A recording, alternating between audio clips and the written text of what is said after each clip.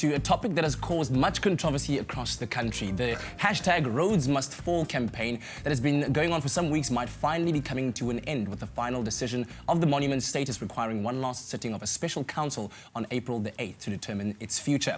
But whatever the status of the fate or the statue's fate, there can be no denying the polarizing effect that this debate has had on people all across the country. And with us in studio to weigh in on the debate is campaign leader Khumani Mangwele, also from Rhodes University student Siviwe Mhlana, and from Wits University Gregory Mangwalane. I've said it correctly, right? Makaulane, there we go. Well, ladies and gentlemen, thank you very much for joining us this morning. And if you're looking at that shot and thinking they look pretty tight, it's because you've been occupying the administration building for quite a while now. Yeah.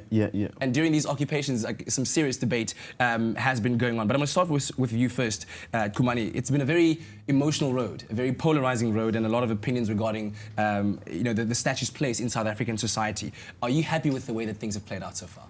Well, so far we are happy. We've set a record for our country as a UCT student. Our protest has been very peaceful. Mm-hmm. There has not been any single violence taking place in our campus. And now we are happy because our Rhodes and Vets students have joined us. Yeah.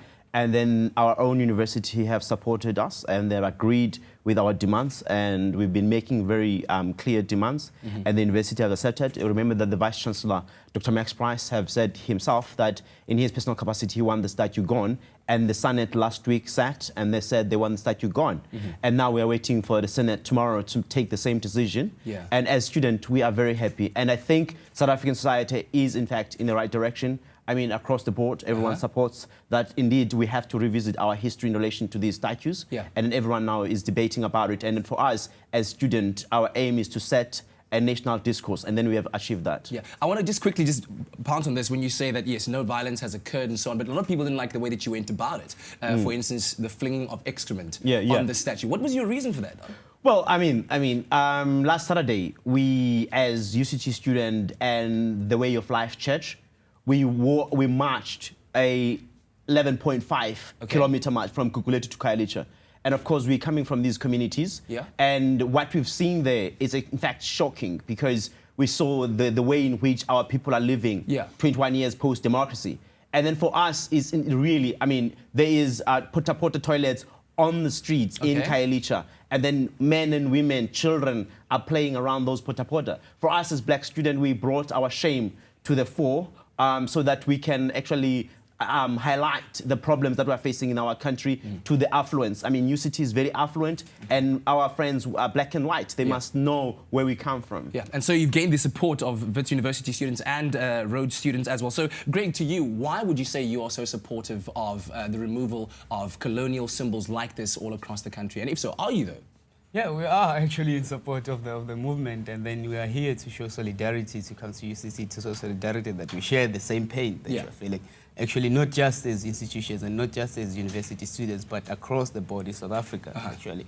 And there are ways in which our pain in their singularities can be shared, and then find a way in which we can collaborate as university institutions and also as citizens in South Africa, and then see ways in which we can participate and engage in this debate at a national level. Yeah. And Siviwe, another question that has come up is the possibility of Rhodes University changing its name for like reasons. Would you support that if it were to happen? As the Black Student Movement, we support that entirely. I think our stand has been to challenge the colonial symbols that affect our students, but also understanding the fact that the context in which these movements exist. Yeah. Within the Rhodes context, the people that are in support of the name change are a minority. So understanding that as a Black student movement, what we've been pushing for more is to actually see transformation within the institutional culture, which is oppressive in terms of structure, in terms of intellectual and class-based oppression. And that's what we've been pushing for more within something that is feasible within the near future. Yeah. But of course, we would support any movement challenging colonial symbolism that affects our students who are marginalized and excluded by the institutional culture. Yeah, well, you said as a black student movement, that might have raised a couple of flags for a couple of people out there, but I want to know, maybe from you first, Kumani, how much of this is a black student movement and a black movement thing versus a South African movement thing where we're trying to actually encourage South Africans to start thinking differently about the future of our country and not just saying, but we as blacks feel this. It should be what we as South Africans feel.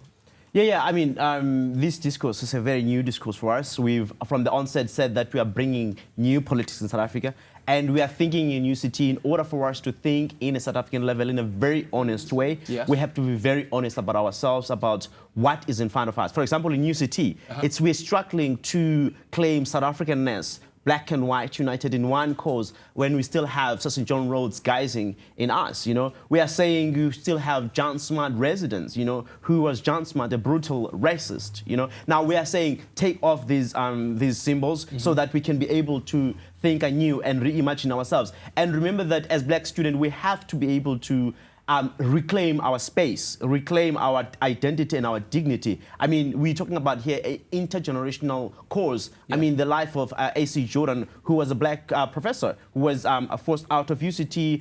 Mamdane, you know, the Mafeje, Professor Mafeje was forced at the University of Cape Town out, you know. For us, we are saying the only way we can be able to think anew as South Africans is to be honest, and anything that is divisive, such as Sir John Rhodes, is a very divisive figure among ourselves as a student. Now, the moment you take that out, we can have an ability to think anew. And of course, we want to be South Africans. We want to think new ways of how to give birth to the nation, not in the artificial way of dancing around racism, but directly deal with problems so that we can achieve what is feasible and what is workable. Yeah, well, I think what you guys have done is absolutely very, very brave, and I think necessary in engaging that discourse among South Africans about where we want our future to go. So thank you very much for joining us this morning. We really appreciate it. Thank you very much. Thank you. Highly appreciate it. Now, let us know what your thoughts are. Should the Rhodes statue stay or should it go? Should other symbols of our colonial heritage also be put in museums? Let us know on our Facebook page. It's Expresso Morning Show SABC3. We're going to take a very short break and we'll be right back after this.